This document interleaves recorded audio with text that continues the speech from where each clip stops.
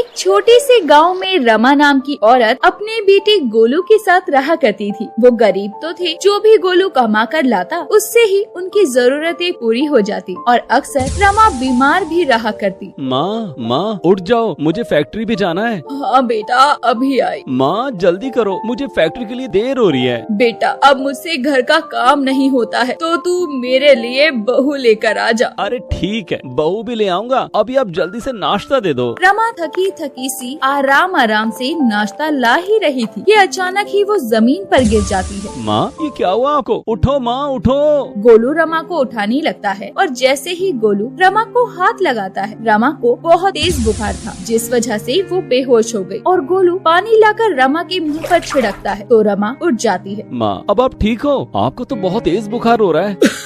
गोलू बेटा, ये बुखार तो मेरा पीछा छोड़ता ही नहीं, आज फिर से हो गया। अभी 3-4 दिन पहले तो आपको बुखार था और अब फिर से बुखार हो गया। आपको किसी डॉक्टर के पास जाना चाहिए। बेटा, शाम को तुम आओगे ना, तब हम डॉक्टर के पास चलेंगे। माँ शाम को नहीं, हम अभी डॉक्टर के पास चलेंगे। आपको बुखार तेज हो रहा है। गोलू रमा को डॉक्टर के पास लेकर जाता है और डॉक्टर रमा का चेकअप करते हैं। डॉक्टर साहब क्या हुआ है मेरी माँ को? ये सुबह नाश्ता लाते हुए गिर गई। आपकी माँ को बहुत तेज बुखार हुआ है और उन्हें किसी बात की चिंता अंदर ही अंदर खाई जा रही है। जितना जल्दी हो सके उनकी चिंता को दूर कीजिए, इससे उनकी सेहत में सुधार आएगा। जी डॉक्टर साहब। डॉक्टर वहाँ से चले जाते हैं और गोलू विनम्र आंखों से खड़े हुए अपनी माँ को देख रहा होता है। बेटा, तू मुझे ऐसे क्यों देख रहा है? क्या हुआ? माँ तुम्हें किस बात की चिंता है? गोलू, तुम ही नहीं पता मुझे किस बात की चिंता है? मेरी शादी की। आप ढूंढो लड़की, मैं शादी कर लूंगा। गोलू अपनी माँ की सेहत को लेकर बहुत परेशान होता है, इसीलिए वो शादी के लिए हाँ कर देता है। रमा उसे देखकर मुस्कुराती है। ये तो बहुत खुशी की बात है, मैं आज से ही लड़कियाँ देखना शुरू कर देती हूँ।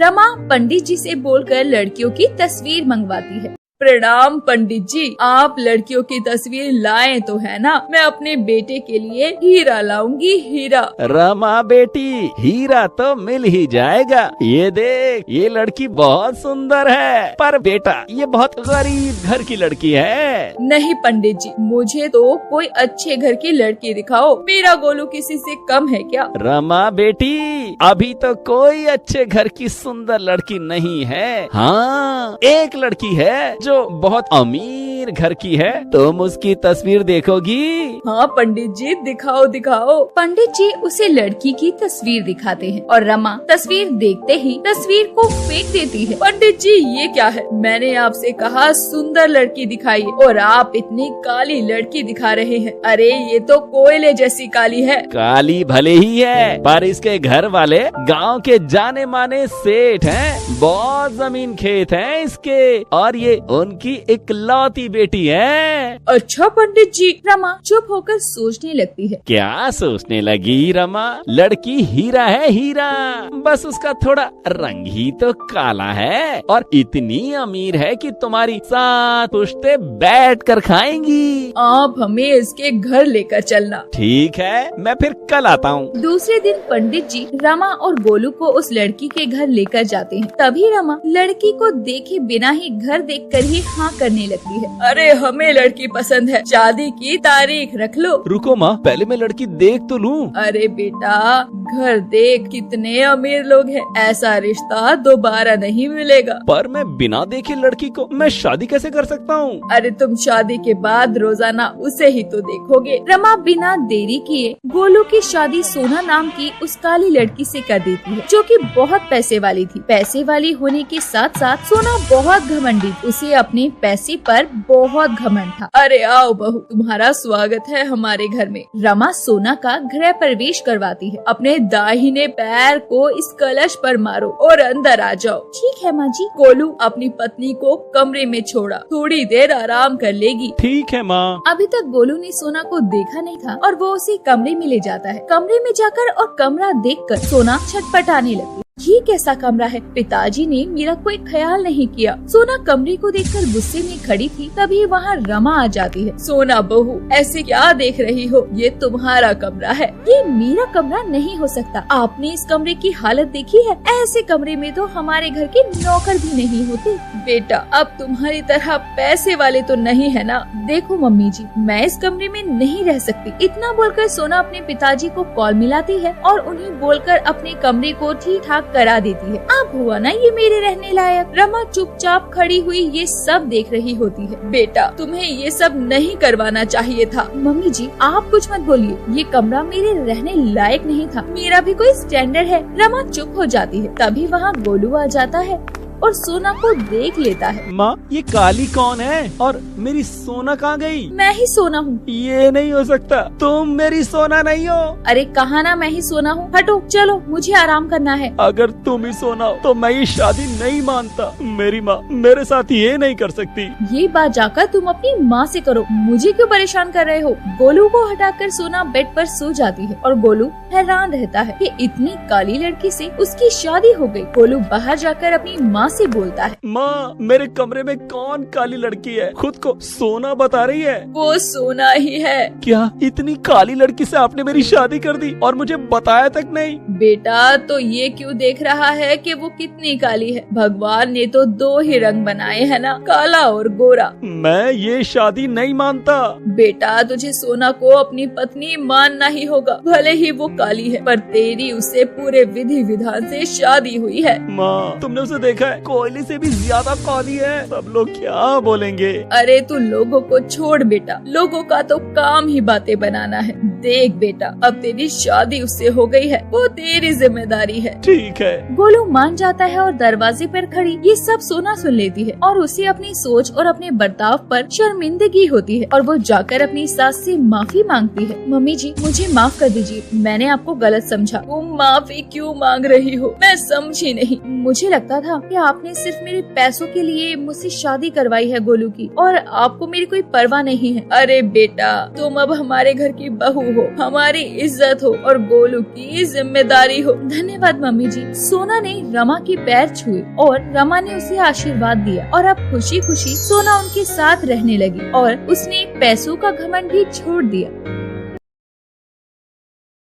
कोमल अपने पति रमेश के साथ खानपुर गांव में रहा करती थी। कोमल बहुत काली और बदसूरत थी, इस कारण उसका पति रमेश और लोग उसे पसंद नहीं करते थे। रमेश रोजाना शराब पीकर घर आता और कोमल को मारता था। कहाँ मर गई कोमल? अभी आई रमेश जी। जल्दी आ, कहाँ मर गई? जी रमेश जी, क्या हुआ? आज आप फिर पी कर आए हैं? हाँ, पीऊं नहीं तो क्या करूं? आप रोजाना शराब क्यों पीते हैं? एक तो मेरी मर्जी के बिना तेरे जैसी लड़की से मेरी शादी कर दी और ऊपर से तू गंवार। आप शराब पीने के लिए मेरा बदसूरत होने का बहाना क्यों लेते हैं? तेरी बदसूरती को ही तो भूलने के लिए पी लेता हूँ। जब मैं आपको पसंद ही नहीं थी तो शादी क्यों की? मुझे नहीं पता था कि तू इतनी बदसूरत है। मेरे दोस्तों की बीवियां देख, बहुत सुंदर है। अपनी बदसूरत शक्ल मुझे मत दिखाया कर। जाकर मेरे लिए खाना लेकर आ। जी अभी लाती हूँ। कोमल डरते हुए रमेश के लिए खाना ला रही थी कि तभी सारा खाना लेकर कोमल गिर जाती है। कोमल, क्या हुआ तुझे? उठ। कोमल के ना उठने पर रमेश उसे अस्पताल ले जाता है। अस्पताल में डॉक्टर कोमल का चेकअप करता है। मुबारक हो, आप पापा बनने वाले हैं। ये क्या कह रहे हो डॉक्टर? मैं सच कह रहा हूँ, आप पापा बनने वाले हो। रमेश हैरान रह जाता है और सोचने लगता है, कोमल इतनी बदसूरत है तो जो बच्चा इसके पेट में है वो भी बदसूरत ही होगा। रमेश सोच ही रहा था कि तभी डॉक्टर उससे कहते हैं, क्या सोच रहे हो रमेश जी? कुछ नहीं डॉक्टर साहब, आपको मैंने इतनी बड़ी खुशखबरी दी, आप खुश नहीं लग रहे हो? नहीं, ऐसी कोई बात नहीं है, मैं बहुत खुश हूँ। रमेश जी, मुझे आपको कुछ और भी बताना है। बोलिए डॉक्टर साहब, क्या बताना है आपको? कोमल को भी होश आ जाता है। फिर डॉक्टर उन दोनों को बताते हैं, कोमल जी, आप माँ तो बनने वाली हैं, पर आप बहुत कमजोर हैं और इस बच्चे को अगर आप जन्म देती हैं तो आपकी जान भी जा सकती है और आपके बच्चे की भी। ये बात सुनकर कोमल बहुत परेशान हो जाती है और रमेश खुश हो जाता है। रमेश रमेश को लगता है कि कोमल से पीछा छूट जाएगा। डॉक्टर साहब, मैं इस बच्चे को जन्म देना चाहती हूँ। हाँ डॉक्टर साहब, हम ये बच्चा चाहते हैं। रमेश की बात सुनकर कोमल खुश हो जाती है। कोमल को लगता है कि रमेश अब बदल जाएगा और उसे इज्जत देना शुरू कर देगा, परंतु ऐसा नहीं होता। कोमल जब भी कुछ मांगती, रमेश उसे मारता और रोजाना शराब पीकर घर आकर लड़ाई करता। आप जानते हैं ना, मैं माँ बनने वाली हूँ। आप इस हाल में मेरा ध्यान रखिए। और आप तो रोज पीकर आ जाते हैं। ओ काली, ज्यादा मत बोल। जब से माँ क्या बनने वाली है, बहुत पार निकल आए हैं तेरे। इतना बोलते ही रमेश कोमल को मारना शुरू कर देता है और कोमल बुरी तरह से घायल हो जाती है। हे भगवान, ये तू मेरे साथ क्यों कर रहा है? मैंने कौन सी गलती की है जिसकी सजा मुझे ऐसी मिल रही है? भगवान, तू तो जानता है ना, मैं माँ बनने वाली हूँ और मेरे काले रंग के कारण मेरा पति मुझे पसंद नहीं करता। भगवान, तू मेरे बच्चे को